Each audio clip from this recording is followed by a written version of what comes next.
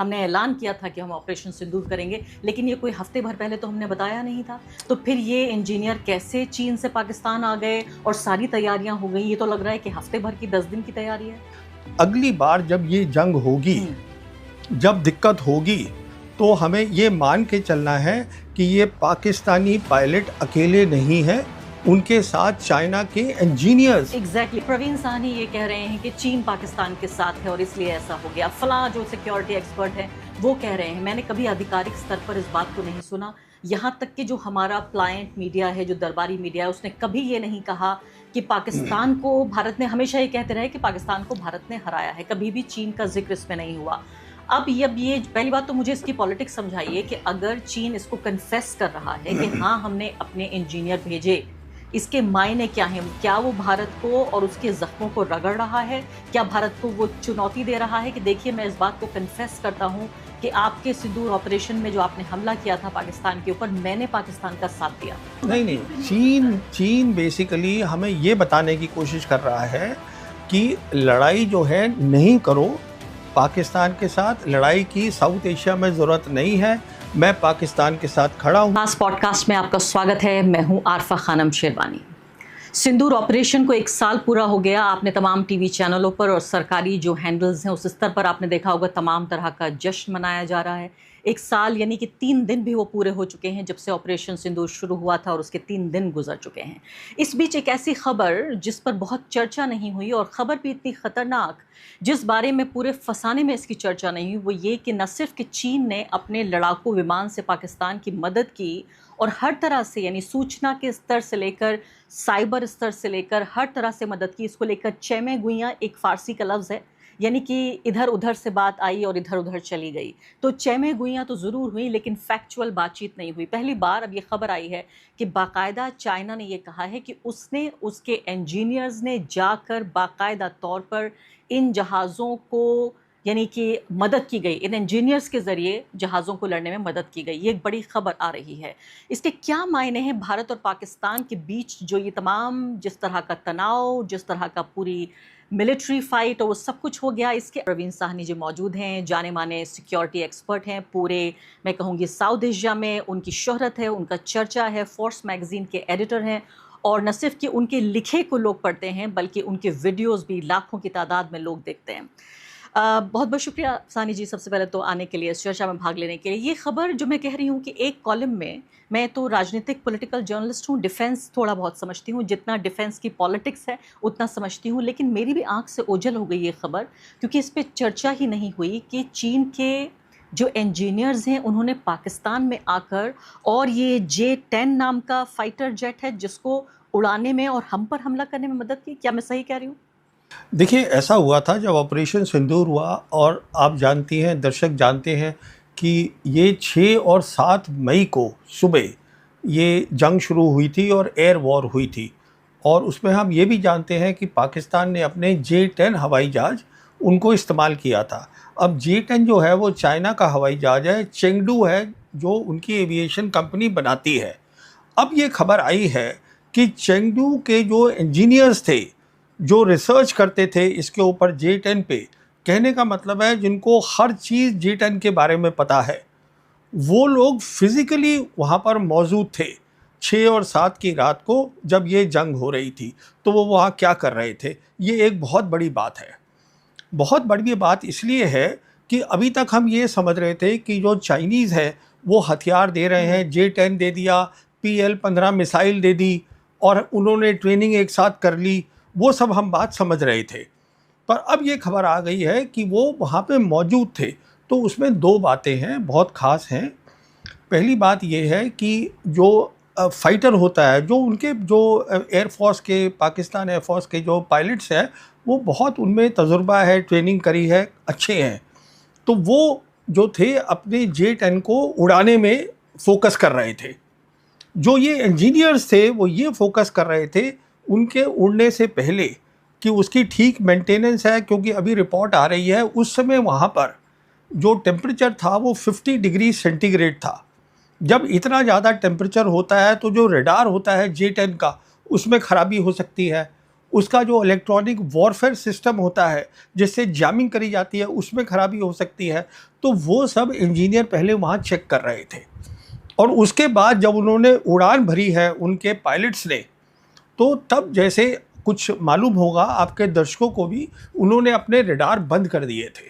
J-10 के radar बंद थे, वो इसलिए बंद रखे थे, अगर वो ऑन करते तो जो इंडियन के जो पायलट्स थे और फाइटर्स थे उनको पता चल जाता कि हाँ ये दुश्मन का हवाई जहाज यहाँ आ गया है, हम कैच कर लेते सिग्नल। जी हाँ।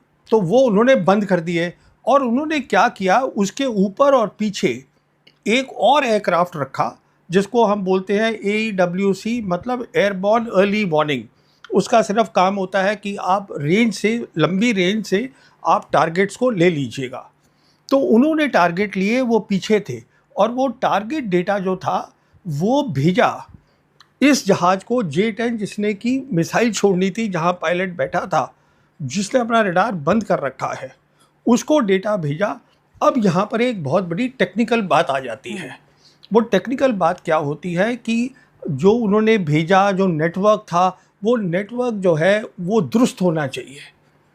नेटवर्क की जो देखभाल है पूरी, और ये कि वो डेटा वहाँ से ठीक यहाँ पहुँचे, और यहाँ से ठीक जो है जो उनका कंप्यूटर, देखिए पायलट जो होता है, जो बैठा होता है, उसके सामने उसके मिशन कंप्यूटर होते हैं जिससे वो देख रहा होता है क्या हो रहा है। तो डेटा वहाँ से आया। उसके बाद J-10 में एक चीज़ होती है जो इलेक्ट्रॉनिक होती है, जिसको हम बोलते हैं SDR, जिसका बेसिकली उसका मतलब ये होता है कि वो सॉफ्टवेयर डिफाइंड रेडियो होते हैं। वो अपनी फ्रीक्वेंसी जल्दी जल्दी चेंज कर लेते हैं। उसको कैसे बनाना है, ये ब्रेन होता है पूरी चीज़ का, उसको कैसे ऑर्गेनाइज करना है, ये इंजीनियर्स ने पहले करके लगाया हुआ था उसमें। तो जब वहाँ से डेटा आया तो डेटा ठीक है, SDR ने कंफर्म किया, जो सॉफ्टवेयर डिफाइंड रेडियो है, और फिर उन्होंने वो डेटा जो था जो पायलट को भेजा उसके मिशन कंप्यूटर के ऊपर, क्योंकि पायलट को पता नहीं है, उसे दिखा नहीं है। तो उसके बेसिस पे देखिए, अगर डेटा ठीक नहीं होगा और अगर डेटा रास्ते में जैम हो गया या साइबर अटैक कर दिया हमने, दुश्मन ने कर दिया, वो ख़राब हो सकता है। तो SDR की बहुत अहमियत होती है, उसको मेंटेन करना, उसको ठीक प्लग इन करना, और चलने से पहले और उसके बाद उसका जब मिशन कंप्यूटर पे आया, जो कि डेटा दूसरे जहाज ने दिया था, उसके बेसिस पे इन्होंने PL-15 को बटन दबाया और छोड़ दी, और वो सीधा जाके टारगेट पे लग गया। टारगेट पे लगा। मैं टारगेट की बात करूंगी कि क्या है टारगेट, हमारा ही नुकसान जाहिर हुआ होगा। तो मुझे जी। ये बताइए, लेकिन ये हमला तो अचानक हुआ। भारत ने बताया जरूर था कि हम हमला करने जा रहे हैं, हमने ऐलान किया था कि हम ऑपरेशन सिंदूर करेंगे, लेकिन ये कोई हफ्ते भर पहले तो हमने बताया नहीं था। तो फिर ये इंजीनियर कैसे चीन से पाकिस्तान आ गए और सारी तैयारियां हो गई? ये तो लग रहा है कि हफ्ते भर की 10 दिन की तैयारी है। नहीं, हफ्ते 10 दिन की नहीं है, ये कई सालों की तैयारी है। ये 5 अगस्त 2019 में जब हमने जम्मू कश्मीर से 370 हटाया था, उसी समय से, शायद मैंने आपके शो पे पहले भी कहा है कि चाइनीज़ लीडर खुलेआम बोलते थे कि हम पाकिस्तान की टेरिटोरियल इंटीग्रिटी, सॉवरेनिटी को हम सपोर्ट करेंगे। तब से बोल रहे थे, और इनकी एक्सरसाइजेज दोनों एयरफोर्स की वो एडवांस हो गई बहुत। तो ये तब से काम चल रहा है, ये अचानक नहीं हुआ है। उसके बाद जब 22 अप्रैल को पहलगाम हुआ है, तो वो काफ़ी टाइम था, उसमें अंदर इनके इंजीनियर यहाँ आ गए होंगे देखने के लिए कि जो है टारगेटिंग है वो बिल्कुल ठीक हो। देखिए, इस बार सिंदूर में जो बालाकोट में हुआ था, बालाकोट में हमने पहली बार 2019 में हमने एयरफोर्स का इस्तेमाल करा था, तो पाकिस्तानी उसके लिए उनको उम्मीद नहीं थी। इस बार तो वो तैयार बैठे थे। जो सैटेलाइट्स थे चाइना के, वो उन्होंने उनको वो भी बताया कि हमारे कहाँ का एयरक्राफ्ट है। वो तो सिर्फ इसलिए बैठे थे कि हम एक बार अपनी मिसाइल छोड़ें और वो मिसाइल पाकिस्तान की एयर स्पेस को अंदर चली जाए तो वो हमला करेंगे। और उस हमले में कहने का मतलब ये है, अगली बार जब ये जंग होगी, जब दिक्कत होगी, तो हमें ये मान के चलना है कि ये पाकिस्तानी पायलट अकेले नहीं हैं, उनके साथ चाइना के इंजीनियर्स। एग्जैक्टली मैं इसी बात पे आने जा रही थी कि अब तक जिस बात को राज की तरह रखा जा रहा था कि भाई प्रवीण साहनी ये कह रहे हैं कि चीन पाकिस्तान के साथ है और इसलिए ऐसा हो गया, फलां जो सिक्योरिटी एक्सपर्ट है वो कह रहे हैं, मैंने कभी आधिकारिक स्तर पर इस बात को नहीं सुना। यहाँ तक कि जो हमारा प्लायंट मीडिया है, जो दरबारी मीडिया है, उसने कभी ये नहीं कहा कि पाकिस्तान को भारत ने, हमेशा ये कहते रहे कि पाकिस्तान को भारत ने हराया है, कभी भी चीन का जिक्र इसमें नहीं हुआ। अब ये पहली बात तो मुझे इसकी पॉलिटिक्स समझाइए कि अगर चीन इसको कन्फेस कर रहा है कि हाँ हमने अपने इंजीनियर भेजे, इसके मायने क्या हैं? क्या वो भारत को और उसके जख्मों को रगड़ रहा है? क्या भारत को वो चुनौती दे रहा है कि देखिए मैं इस बात को कन्फेस करता हूँ कि आपके सिंदूर ऑपरेशन में जो आपने हमला किया था पाकिस्तान के ऊपर, मैंने पाकिस्तान का साथ दिया? देखिए, चीन ऐसा कुछ नहीं कर रहा है। चीन तो ये सोचता भी नहीं है कि मिलिट्री टर्म्स में इंडिया उसके बराबर का है। चीन जो है अपनी बराबरी मिलिट्री में सिर्फ अमेरिका के साथ करता है। चीन सिर्फ ये संदेशा दे रहा है कि आप ये समझिएगा, जब भी कोई चाइना से ऑफिशियल चैनल से खबर आती है, इसका मतलब ये है कि वो पूरी सरकार की परमिशन से आई है।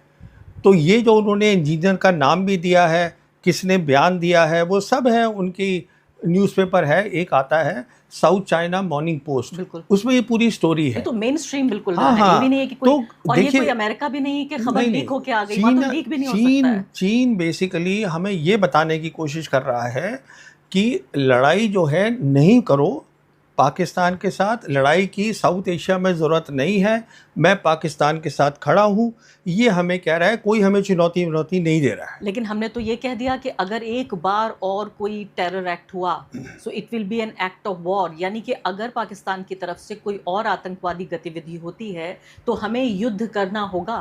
तो हमें इसलिए अब सोचना है, हमने जो कह दिया है, जो प्रधानमंत्री ने खुद कहा कि एक न्यू नॉर्मल बन गया है, जिसमें कि act of terror will be act of war, और हम डिस्टिंक्शन नहीं करेंगे, हम फ़र्क नहीं करेंगे टेररिस्ट के अंदर और स्पॉन्सर्स के अंदर। इसका मतलब हम फुल स्केल लड़ाई लड़ेंगे।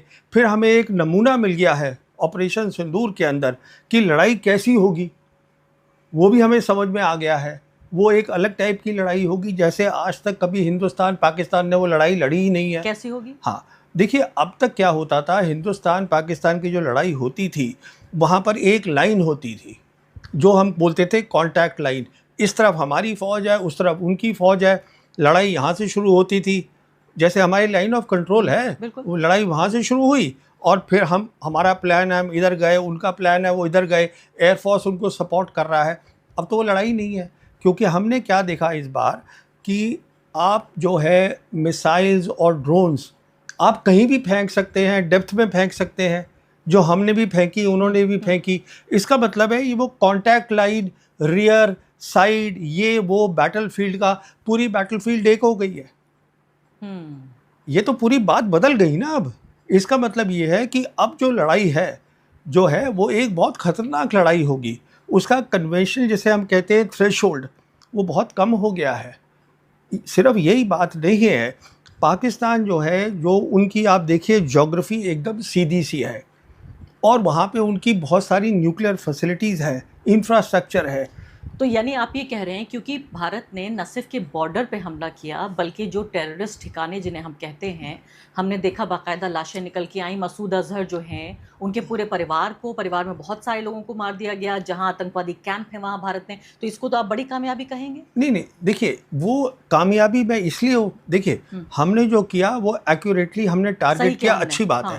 पर प्रॉब्लम ये है, हमारा प्रॉब्लम टेररिस्ट से नहीं है, हम टेररिस्ट से 1991 से लड़ रहे हैं। हमें तो स्टेट लड़ रहा है हमसे। अरे भाई, हमें तो पाकिस्तान मिलिट्री से लड़ना है ना, वो हम लड़ नहीं रहे हैं उनके साथ।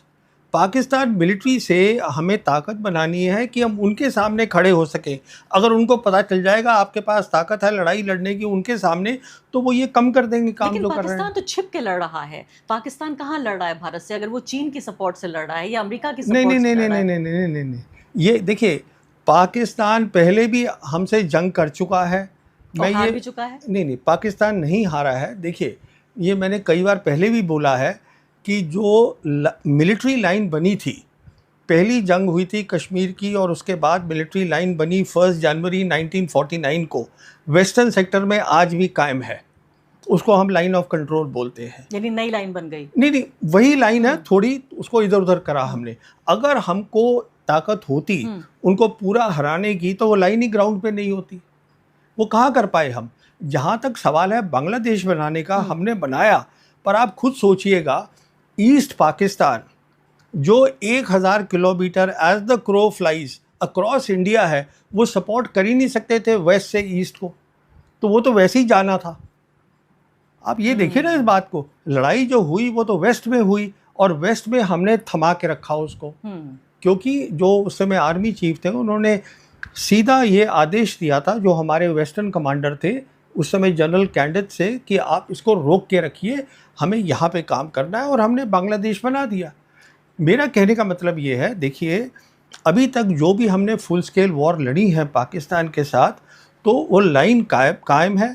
अब चाइना उनके साथ खुल के लड़ रहा है, साथ में खड़ा है। लेकिन ये प्रवीण जी अगर ईमानदारी से देखें तो ये तो धोखे की जीत हुई। अगर मान भी लें धोखे की लड़ाई, जीत तो चलिए, जीत हार तो दोनों मुल्क कहेंगे कि हम जीत गए हैं। मैं तो कहती हूँ ये धोखे की लड़ाई हुई। अगर पाकिस्तान में हिम्मत है तो सामने आए और खुद लड़े। नहीं, क्यों चीन की मदद से लड़ तो पाकिस्तान ही रहा है ना, उनके पायलट्स चला रहे हैं एयरक्राफ्ट। अब अच्छी बात यह है कि क्या हुआ उनके पर्सपेक्टिव से, नॉर्मली क्या होता है, जैसे हम रफ़ेल ले रहे हैं, हमें तो खैर वो सोर्स कोड ही नहीं दे रहे हैं, वो बात छोड़िए, तो हमारे जैसे रफ़ेल होंगे तो इंजीनियर नहीं आते हमारे पास, फ्रेंच उनके तो आप छोड़िए, वो तो सोर्स कोड ही नहीं दे रहे हमें। क्या होता है सोर्स कोड? हाँ, सोर्स कोड का मतलब ये है कि अगर हमें कोई भी तब्दीली छोटी मोटी सॉफ्टवेयर की करनी है, कुछ नई चीज़ लगानी है, कुछ अपने नए हथियार को लगाना है, हमें उनको बुलाना पड़ेगा कि भाई आके कर दो, वो हमें बता ही नहीं रहे। नहीं तो क्या इस बात पे अभी कोई क्लैरिटी है कि हमारे रफ़ाल जहाज गिराए गए या नहीं? देखिए जहाँ तक गिराने का सवाल है वो उनका कहना है कि हमने इतने गिराए हैं, 4, जो उनके लेफ्टिनेंट जनरल किदवाई हैं उन्होंने 4 के नंबर भी दिए हैं। हम अपनी तरफ से क्या हुआ हम बताना नहीं चाहते, तो बात वहीं अटकी हुई है। लेकिन अमेरिका के गिरे तो साफ तौर पे सारी अमेरिकन मीडिया ने जब गिराए ईरान ने, तो अमेरिकी मीडिया ने सब बात, दूध का दूध पानी का पानी, सब कुछ सामने रख दिया कि इतने गिराए गए। किसके? अमेरिका के इराक में गिरा, एक ओमान में, अच्छा, आप वेस्ट एशिया की बात कर रही हैं। हाँ, मैं कह रही हूँ जब उनके गिरे तो लोकतंत्र में तो देखिए जब जंग होती है तो हार और जीत दोनों होती है, नुकसान और फायदा दोनों होता है।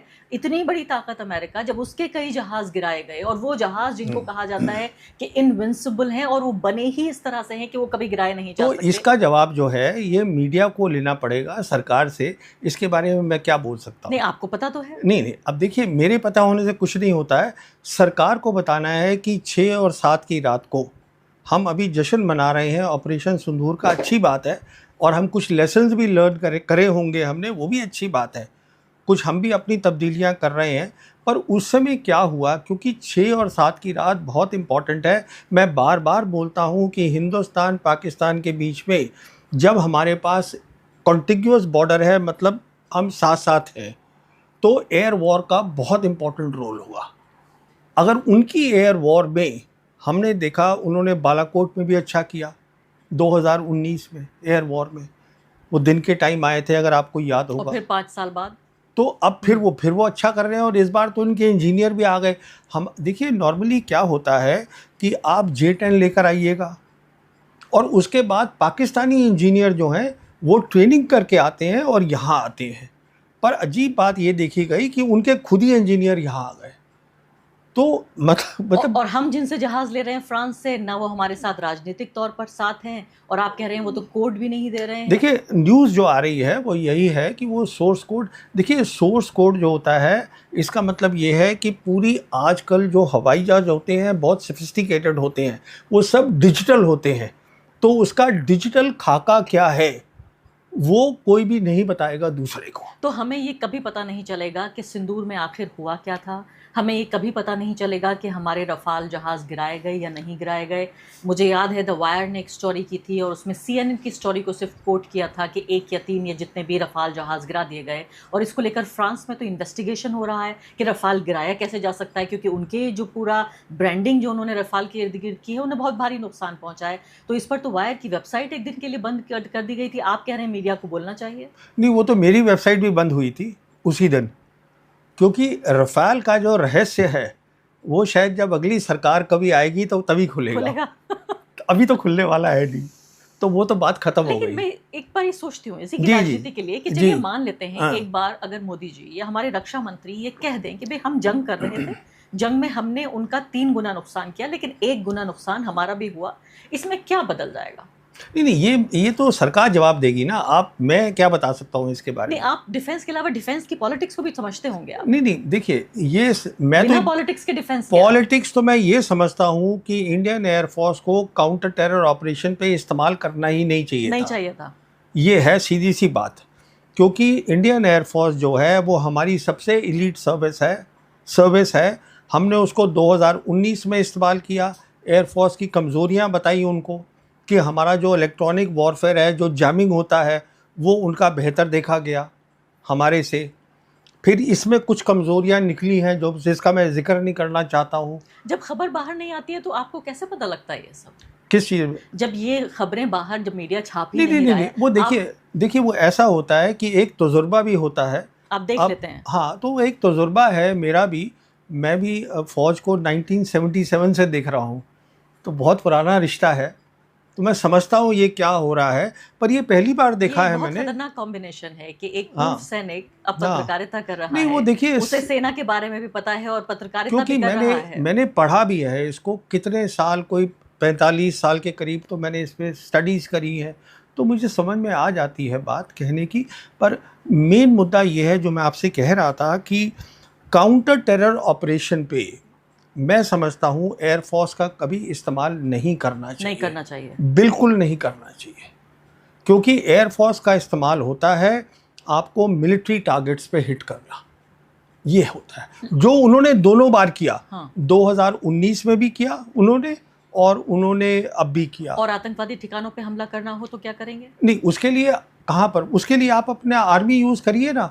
देखिए आपको तो पंजाब, अंदर फरीदकोट में जाके और बाकी जगहों पर जाके अगर कराची के पास करना है तो कैसे कर लेगा भारत? वही मैं आपसे कह रहा हूँ ना कि आप जो है फैसलाबाद नहीं, नहीं, हाँ। देखिए आप पहले वहाँ पख्तूनवा वहाँ पहुँच गए 2019 में, खैबर पख्तूनवा में, वहाँ आपने मारा बालाकोट में। अभी आप पंजाब में चले गए, 2 जगह वहाँ मारा। तो कहने का मतलब ये है, उसके मारने के बजाय आप खुल के जंगी कर लीजिए। यानी आप ये कह रहे हैं एयरफोर्स नहीं होना चाहिए, 2 फौजी आमने सामने हो और बिल्कुल आर्मी थल देखिए सेना की वो होनी चाहिए। 1990 से जो कश्मीर है, जो डिस्प्यूटेड है, वहाँ पे दोनों साइड आर्टिलरी भी खोलती हैं, दोनों साइड रेड भी करती थी, काउंटर टेरर वही रेड सब कुछ होता था। तो पर कभी एयरफोर्स का इस्तेमाल नहीं हुआ, तो ये वही बेसिक मुद्दा आ जाता है। ये सरकार ने सोचा है, उनकी ये नीति आ गई कि हम जो है एयरफोर्स को इस्तेमाल करेंगे, ये सरकार की सोच है और एयरफोर्स इसमें राजी हो गई। ये एयरफोर्स की सोच है। क्या ऐसा भी संभव है आज की तारीख में कि एयरफोर्स ये कह दे कि भाई अगर डिफेंस मिनिस्टर या प्राइम मिनिस्टर कुछ कह रहे हैं उसको मना कर सकती है एयरफोर्स? नहीं, देखिए एयरफोर्स, देखिए जब कोई एयर चीफ होता है या आर्मी चीफ होता है या नेवी चीफ होता है, अगर आप चीफ बन गए ये सबसे बड़ी बात है। दूसरी बात, आपकी जो पूरी फौज होती है वो आपके इशारे पे काम करती है, आपके इशारे पे वो जान देने को तैयार है। इस बात को आप समझिएगा, ये बात लोगों की समझ में नहीं आती। जवान जो होता है वो देश के लिए नहीं मरता है, जवान जो होता है वो अपनी यूनिट की, अपनी आर्मी की इज्जत के लिए मरता है। इस बात को समझिएगा कि मेरा जो साथी है, जो मेरा दोस्त है, वो मेरी यूनिट में है, तो वो लड़ रहा है तो मुझे भी लड़ना है। देश बाद में आता है। ये सोच है कि पहले ये आता है कि अगर मुझे हुक्म मिला है, मेरे सीओ ने दिया है, चीफ ने दिया है, तो मुझे ये करना है। अब मैं वापस J10 पे जाती हूँ। आप ये कह रहे हैं कि भाई इंजीनियर्स आए और उन्होंने मदद की और बाकायदा यहाँ हमारे ऊपर हमला हुआ। कहाँ हमला हुआ? कहाँ मतलब? हम पे कहाँ, मतलब ये वो J10 जो है, अब वो J10 ने हमारे रफाल्स गिराए ना। वो J10 ने एक मिसाइल है जो PL-15 है, जिसमें ये बताया गया है कि 143 किलोमीटर पे, इसको हम बोलते हैं BVR, बियॉन्ड विजुअल रेंज। जैसे आप और हम बैठे हैं, देख पा रहे हैं हम आप उधर की पायलट है, मैं इधर का पायलट हूँ, हम दोनों मतलब एक दूसरे को नहीं देख रहे हैं, हम कोई 100 किलोमीटर पीछे हैं, और उसके बाद भी मैंने अपना रडार बंद करा हुआ है, टारगेट मुझे कहीं और से मिल रहा है कि आप यहाँ बैठे हैं। वो टारगेट मैं लेके वहां से मिसाइल छोड़ रहा हूँ और वो एक्यूरेट जाके लग रही है। तो अब मैं लब्बे लुबाब आपकी इस पूरी बातचीत का मेरी नज़र में ये है कि अगर हमने ये कह तो दिया हमारे प्रधानमंत्री ने कि अगर अब जो भी आतंकवादी घटना होगी उस पर हम युद्ध करेंगे, वो एक्ट ऑफ वॉर, यानी वो माना जाएगा कि आपने युद्ध का डिक्लेरेशन कर दिया है, वॉर का डिक्लेरेशन। तो एक तो पहली बात ये रही, तो हमें युद्ध करना होगा। लेकिन आप कह रहे हैं कि अगर आतंकवादी कैंप पे हम हमला करना चाहते हैं तो हमें एयरफोर्स को इस्तेमाल नहीं करना चाहिए, हमें आर्मी को इस्तेमाल करना चाहिए। तीसरी महत्वपूर्ण बात आप ये कह रहे हैं कि ये सीधे तौर पर ये बात खुलकर सामने आ गई है, साबित हो चुकी है आधिकारिक रूप से कि सिंदूर में न सिर्फ कि पाकिस्तान हमसे लड़ा बल्कि पूरी ताकत के साथ, फिजिकल पावर के साथ चाइना प्लस पाकिस्तान से भारत लड़ा और इसलिए भारत को नुकसान हुआ। मैं जो आपकी पहली दो बातें हैं उसको मैं थोड़ा ठीक करना चाहूँगा। पहली बात तो मैं ये बताना चाहूँगा कि आर्मी को भी आपको काउंटर टेरर ऑपरेशन दूसरी तरफ करने की ज़रूरत नहीं है। जो हमने 2016 में बोला, हमने सर्जिकल स्ट्राइक कर दी। अगर साहब आपको लड़ना है तो हम पहले भी करते थे। हम जिसको हम रेड बोलते हैं, हम उनकी पोस्ट पे जाके अटैक करते थे, वो हमारी पोस्ट पे अटैक करते थे। तो सवाल ये है कि आप आतंकवादी जो है, आतंकवादी को तो वो आर्मी सपोर्ट कर रही है ना, तो प्रॉब्लम तो आर्मी है पाकिस्तान की, आतंकवादी थोड़ी ना है। और कब तक कहते रहेंगे आतंकवादी फिर? हाँ, आतंकवादी का ना तो कोई भाई है, ना कोई बहन है, ना कोई शक्ल है, ना आगे है ना पीछे है। 10 मर जाएंगे, वो 20 और खड़े कर देंगे। लड़ाई तो उनके साथ लड़नी है ना भाई। ये मैं आपको पहली बात बताना चाहता हूँ। मसूद अजहर या इस तरह के जो आतंकवादी हैं उन्हें तो पाकिस्तान पाल रहा है ना। नहीं, वो देखिए, वो उनकी पॉलिसी है, वो एक। अब दूसरी बात जो आप बोल रही हैं कि अभी मैं ये कहने की आपको कोशिश कर रहा था कि पाकिस्तान एयरफोर्स एक बहुत प्रोफेशनल एयरफोर्स है, पर अब वो उसमें इफाजा, व्हाट इज़ दैट कॉल्ड, इजाफा, sorry. So that has increased a lot, primarily because the engineers are right there and they are the people who understand the aircraft. These are the people who know the aircraft और जो maintain कर सकते हैं what we call software integrity, because this whole thing is about software. उसकी integrity को maintain करना is most important and everything happens. अब इस कड़ी में बिल्कुल आखिरी सवाल पूछना चाहती हूँ, फिर और मुद्दों पे बढ़ूंगी। देखिए, भारत के पास, मुझे बताइए, ऑप्शन क्या है? अगर आप भारत के रक्षा मंत्री होते, प्रधानमंत्री होते, और वहां से लगातार आतंकवादी गतिविधियां हो रही हैं, कभी हमारे 10 लोगों को मार दिया, 20 लोगों को मार दिया, कभी बालाकोट हो गया, कभी यानी अभी पहलगाम हुआ, ऐसे में कोई भी सरकार चुप कैसे रह सकती है? उसे हमला तो करना पड़ेगा। नहीं। और क्या ऑप्शन ये है, आप समझिएगा कि आपका दुश्मन कौन है। तो दुश्मन सबसे पहले तो ये समझिए कि आज पाकिस्तान नहीं है, उसके पीछे चीन भी पूरी तरीके से खड़ा है, ठीक है? तो उसके लिए आपको तैयारी करनी है, वो तैयारी अचानक नहीं हो जाएगी। तो इसलिए सबसे पहले आप उनके साथ शांति करिए। तो बजाय इसके कि हम जश्न मनाएं सिंदूर का, नहीं, वो आप मना लीजिए, मुझे उससे कोई दिक्कत नहीं है, वो भी मना रहे हैं, उससे मुझे कोई दिक्कत नहीं है। मैं ये कह रहा हूँ, आपकी नीति ये होनी चाहिए कि अगर शांति होगी तो डेवलपमेंट होगी, अगर शांति होगी तो उनको कोई भेजने की ज़रूरत नहीं है आतंकवादी यहाँ पर। हम पहले भी देख चुके हैं। अब आपको याद होगा जब बातचीत चल रही थी मनमोहन सिंह सरकार की और मुशर्रफ के टाइम की, तब किताबें भी लिखी गई हैं, पाकिस्तानियों ने भी लिखी हैं किताबें, कि उस समय उनका जो लगभग बातचीत हो गई थी, हाँ, बंद कर दिया था उन्होंने। और वो हिडन हैंड जो था, वो इसलिए कर रहे हैं, वो इसलिए कर रहे हैं क्योंकि वो चाहते हैं कि आप कश्मीर पे बात करिए। हम कश्मीर पे बात करना नहीं चाहते हैं। मैं कहने की ये कोशिश कर रहा हूँ कि मिलिट्री ऑप्शन नहीं है। मैं ये कहने की कोशिश कर रहा हूँ कि राजनीतिक सॉल्यूशन है, आप ये कह रहे हैं। जी हाँ, आपको इस समय दुनिया बदल चुकी है, आप उनसे बातचीत करिए, चाइना से बातचीत करिए, लड़ाई में मत पड़िए, लड़ाई की तैयारी करिए, जैसे हम बोलते हैं डिटरेंस। तो यानी अगर करना भी पड़े लड़ाई तो हम तैयार रहें, इस दौरान शांति होनी चाहिए। अगर आपके पास ताकत होगी तो लड़ाई की जरूरत भी नहीं पड़ेगी, और पोजीशन ऑफ स्ट्रेंथ से लड़ेंगे। नहीं, हम लड़ेंगे ही नहीं। मैं आपको बता रहा हूँ ना, अगर आपके पास, देखिए, चाइना आकर अप्रैल 2020 में हमारी ज़मीन पे बैठा है, ईस्ट लद्दाख में। हमने क्या उनसे लड़ाई कर ली? हम, अगर आप याद करिएगा, जो हमारे विदेश मंत्री हैं जयशंकर, जब उनसे ये सवाल पूछा गया तो उन्होंने कहा, how can I fight with a country which is 5 times my economy. अरे भाई, ये इकॉनमी की बात नहीं है, मिलिट्री ताकत की बात है। हमने इस बात को भांप लिया और उन्होंने भी भांप लिया कि हम आके बैठ जाएंगे, आप कुछ भी नहीं कर कुछ नहीं सकते। कर पाएंगे। वो आज भी बैठे हुए हैं। लेकिन किर्गिस्तान में जो राजनाथ सिंह जी का बयान था, हम्म, जिसमें उन्होंने कहा कि आतंकवाद का कोई धर्म नहीं होता, उसका कोई देश भी नहीं होता, वो हाँ। अलग बात है कि उसके बाद बहुत भरपाई की उस स्टेटमेंट की, वो गलती से निकल गया था स्टेटमेंट। नहीं, देखिए, वो मुझे मालूम नहीं गलती से निकला था, पर वो एक सही स्टेटमेंट था। वो एक ही स्टेटमेंट था राजनाथ सिंह का जो मुझे समझ में आ गया। जो आतंकवादी है उसका कोई देश नहीं है, उसका कोई मजहब नहीं है, तो फिर वो पाकिस्तान सिर्फ कौन है? धर्मवादी है। धर्म तो चलिए नहीं है, लेकिन देश तो है पाकिस्तान। नहीं क्या नहीं, है? देश नहीं है ना, वो मर्सनरीज होते हैं बहुत सारे। ये मर्सनरीज भी होते हैं ना, कि वो, देखिए, हमें देखना है जो हमारा दुश्मन है उसकी शक्ल क्या है कौन, ये तो क्लियर हो जाए। तो फिर हमने दुनिया भर में अपने एमपीज को भेजा, हमने एक हाँ। डेलीगेशन भेजा, और पाकिस्तान को हम अलग थलग करना चाहते थे दुनिया के स्तर पर, और स्थापित करना चाहते थे कि ये वो देश है जो पाकिस्तान जो टेररिज्म का स्पॉन्सर है। अगर कोई टेररिज्म का देश ही नहीं है तो हम अलग थलग क्यों करना चाहते थे पाकिस्तान? देखिए, टेररिज्म आज इशू ही नहीं है। आप ये समझिएगा, टेररिज्म इशू बना था 9/11 के बाद। उस समय जो था, जब प्रेसिडेंट बुश ने डिक्लेयर करा था ग्लोबल वॉर ऑन टेरर, उसके बाद ये दुनिया में इशू बन गया टेररिज्म। अभी जो इशू है वो एक अलग इशू है, which is about state Wars.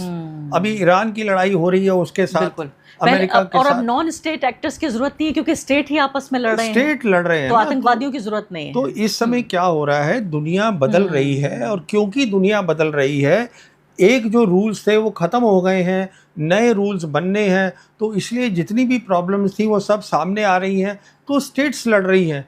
ये आतंकवादी जो है, एक का आतंकवादी जो होता है, एक का, वो दूसरे का कुछ और होता है। तो फिर कहने का मतलब ये है कि हमें अपनी एयरफोर्स को, मैं शुरू से बोल रहा हूँ, ये एक गलत चीज़ है। एयरफोर्स को कभी इस्तेमाल नहीं करना चाहिए काउंटर टेरर ऑपरेशन। तो सीधे तौर पे आप ये कह रहे हैं कि पॉलिटिकल सॉल्यूशन होना चाहिए। जी हाँ, मैं ये कह रहा हूँ, मैं ये कह रहा हूँ, पाकिस्तान से बातचीत करिए। मैं ये कह रहा हूँ, आज दुनिया बदल चुकी है, और जो पहले हम बातचीत करते थे तब एक अलग माहौल था। आज एक ऐसा माहौल है कि चीन भी चाहता है कि तीनों की बातचीत हो। इंडिया चाइना से बात करे, इंडिया पाकिस्तान से बात करे, एक ट्राइलैटरल टाइप की बातचीत हो, शांति हो। जब तक शांति नहीं होगी, डेवलपमेंट नहीं होगी, तो उनके भी कुछ मुद्दे हैं, हमारे भी कुछ मुद्दे हैं, बैठिए बातचीत तो करिए। और हद तो ये है प्रवीण जी, देखिए कि हमने तो फिर से बाजार खोल दिए हैं अपने तमाम चाइना के लिए। जिस इकोनॉमी का जिक्र हो रहा था कि अपनी कीमत पर हमने चाइना के लिए बाजार खोले हैं, और ख़ासकर ऐसे वक्त में जबकि 1 साल सिंदूर का हम मना रहे हैं, जिसमें चीन ने पाकिस्तान की मदद की, हमारे ऊपर हमला किया, हमें कमज़ोर करने की कोशिश की।